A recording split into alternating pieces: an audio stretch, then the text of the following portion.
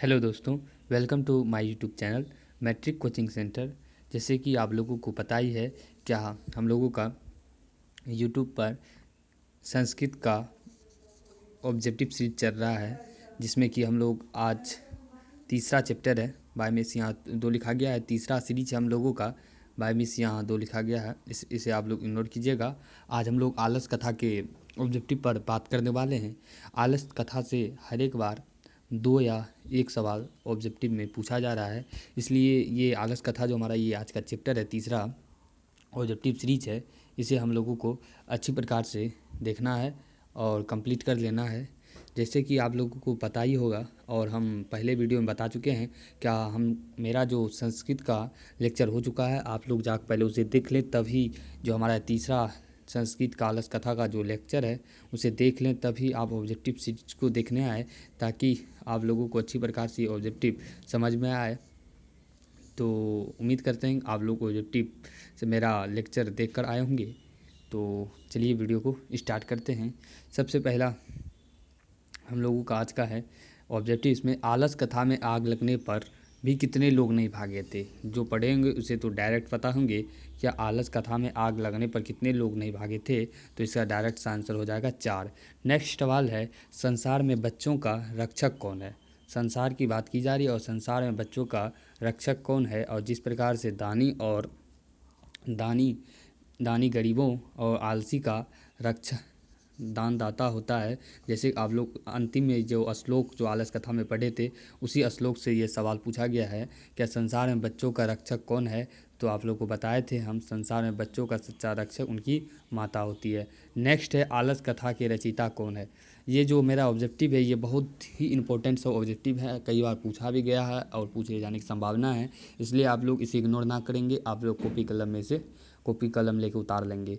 तो फिर हम लोगों का तीसरा ऑब्जेक्टिव है क्या आलस कथा जो चैप्टर है इसका रचयिता कौन है, यानी कि आलस कथा चैप्टर को लिखे कौन है। तो इसका आंसर हो जाएगा विद्यापति जी आलस कथा के रचयिता हैं। नेक्स्ट है हम लोगों का क्या वीरेशर कौन था।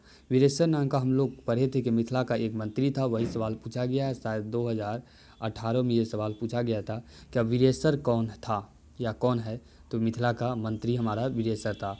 नेक्स्ट सवाल है हम लोगों का आलस साला में आग क्यों लगाई गई थी। आप लोगों को पता होगा कि आलस साला में आग इसलिए लगाई गई थी क्योंकि वहाँ बढ़ते हुए धूर्त आलसियों की संख्या को देखते हुए असली आलसियों की परीक्षा लेने के लिए आलसशाला में आग लगाई गई थी। इसका तो करेक्ट आंसर है कि आलसियों की परीक्षा के लिए आलसशाला में आग लगाई गई थी। छठा सवाल है भूख मिटाने के लिए कौन कुछ नहीं कर सकता है। सिंपल सा सवाल है, अगर आलस कथा में पढ़ रहे हैं और भूख मिटाने वाली सवाल आ रही है तो इसका मतलब है कि इसका आंसर आलसी ही होगा। नेक्स्ट है आलस कथा पाठ किस ग्रंथ से संग्रहित या संकलित है। यह बहुत ही इंपॉर्टेंट क्वेश्चन इस बार पूछे जाने की संभावना भी है। क्या आलस कथा पाठ किस ग्रंथ से संग्रहित है या संकलित है। तो आप लोगों को बिल्कुल अच्छी प्रकार से याद करना है।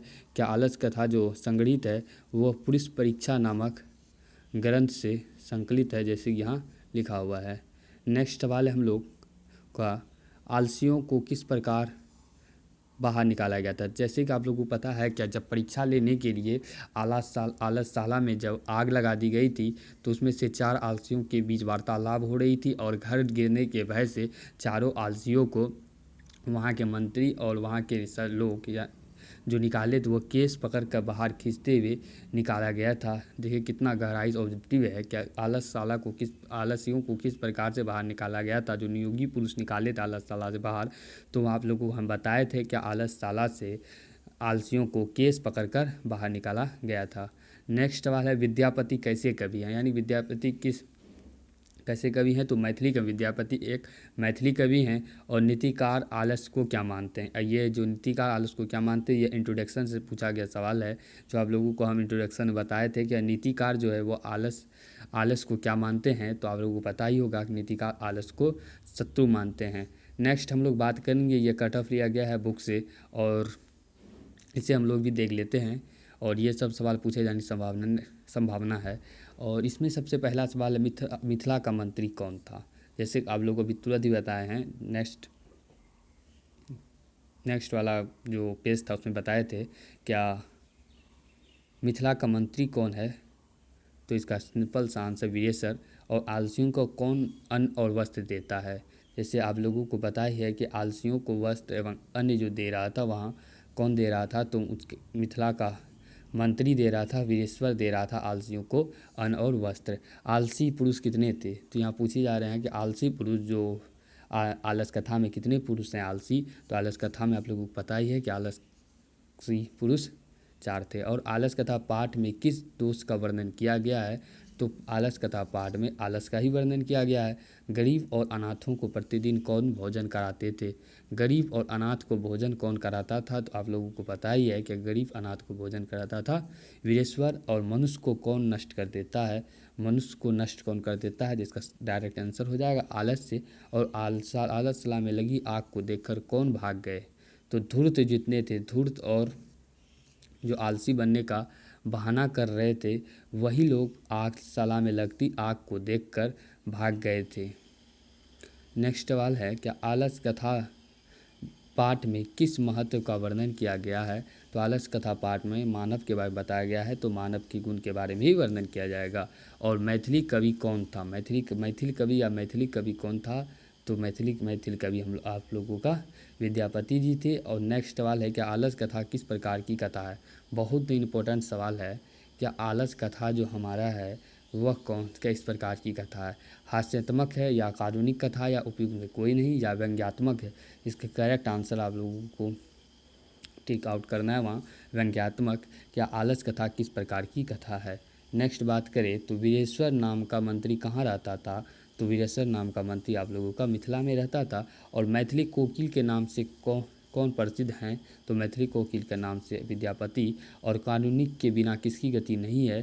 तो कारुणिक के बिना, जैसे वही श्लोक से, जैसे ऊपर में माता की, जैसे बच्चों का सच्चा रक्षक कौन है जो श्लोक से पूछा गया है, वही श्लोक से यहाँ पूछा गया है, क्या कारुणिक के बिना किसकी गति नहीं है? तो इसका आंसर है हम लोगों का आलसियों की। इस प्रकार से हमारा आलस कथा जो तीसरा ऑब्जेक्टिव सीरीज था वह हम लोगों का समाप्त होता है। और चौथे ऑब्जेक्टिव सीरीज में हम चौथे अध्याय के बारे में बात करेंगे। और जो बच्चे नहीं हैं उसको बता दें कि आप लोग हमारे चैनल को सब्सक्राइब कर दें और वीडियो को लाइक कर दें, क्योंकि आने वाले दिनों में पूरी सब्जेक्ट यानी कि मैट्रिक का 2022 में जो एग्ज़ाम होगा उनका सभी वीडियो टिप्स एंड ट्रिक्स से आप लोगों को ऑब्जेक्टिव एवं सब्जेक्टिव दोनों के साथ उपलब्ध हो जाएगा लेक्चर के साथ। इसलिए आप लोगों को टिप्स एंड ट्रिक्स में हर एक वीडियो चाहिए, तो आप लोग ज़रूर से इस चैनल को सब्सक्राइब करें, वीडियो को लाइक करें और वीडियो को ज़्यादा से ज़्यादा शेयर करें। तो thank you all of you. मिलेंगे नेक्स्ट वीडियो में नेक्स्ट अध्याय के चैप्टर के वीडियो के साथ। तो थैंक्स फॉर वॉचिंग।